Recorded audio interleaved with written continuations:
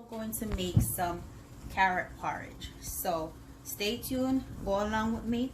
This is boiling. I'll have it boil for 5 more minutes, but my oil is over here. I am going to preheat it, and then I'm gonna start to fry my dumpling. Stay tuned. Wait. So guys, while everything is warming up, I'm just going to add some I'm going to blend the carrots. I already boiled them. I'm going to blend them, but I'm going to blend it with evaporated milk. I'm going to start small and then move along. Which way then? Okay guys, so see, this is the blended carrot. I blended with the evaporated milk, and I'm just going to go ahead and put it into the pot, but you have to stir it occasionally. You have to keep stirring it while you put it into the pot. Stir, just like how you do cornmeal. You have to keep stirring it so you could get it to be really smooth.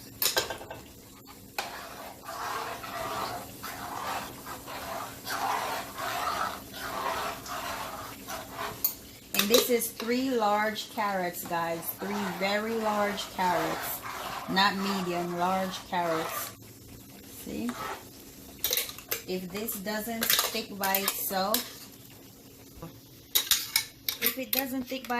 guys, you just have to add a little bit of flour, but we didn't get to that point yet, because what happened is, you know, carrot, it doesn't have enough body by itself, so you might need a little bit of flour to make it rich.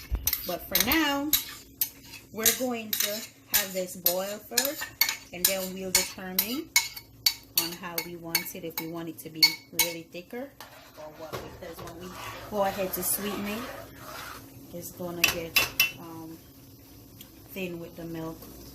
All right, so see, I boiled it so it could be really nice and easy to digest. I'm gonna put a little bit of water into this thing here and throw it out.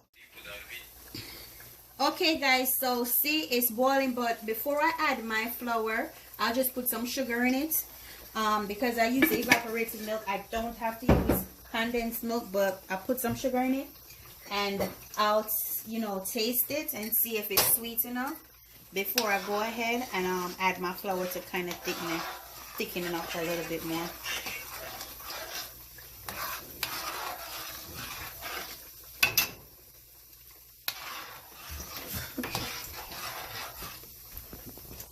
Alright, so I added a little salt in the beginning, but I still had to add some more for flavor.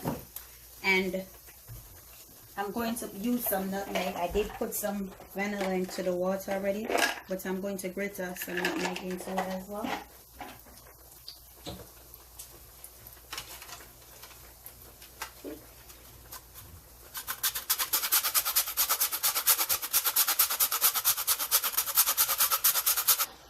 Okay, so I just added the nutmeg. I didn't put any extra cinnamon because I use a cinnamon stick.